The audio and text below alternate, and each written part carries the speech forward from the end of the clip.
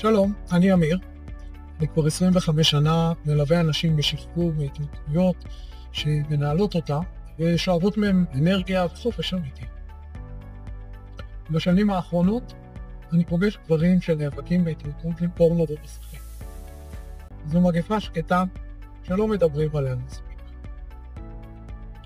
פורנו מהווה היום 35% מכלל תעבורת האינטרנט. זו כמות עצומה. והחשיפה מתחילה כבר בגיל 10-11, ברגע שבדרך כלל הם מקבלים טלפון. ברוב המקרים גם צורכים את זה לבד. לא צריך לקנות את זה בחנות, אין על זה הגבלת גיל, וכל אחד עם טלפון יש גישה מלאה. והנזק הוא הרבה מעבר לזה שיושבים מול המסך. התמכרות לפורנו מפעילה אזורים במוח שמאוד טובים להתמכרות לקוקאין וגרפאידים.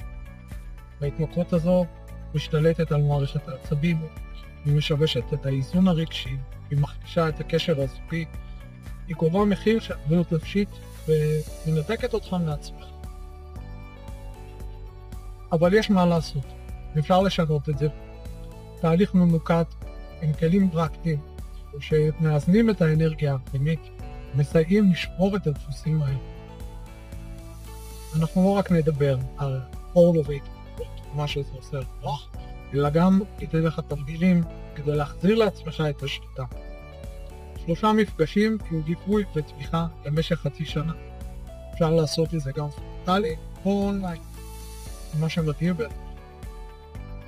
המטרה שתחזור להיות מי שאתה, מוכח, אנרגטי, מחובר לעצמך ולמטרות שלך, בלי תחושת אשמה ובלי יותר מדי עניינים. אם אתה מוכן להתחיל תהליך כזה, מוזמן לדבר איתי עכשיו, קיים שיחה ראשונית, בלי התחייבות, אם זה מתאים לך. כל הפרטים בטלפון או בקישור שבצורף.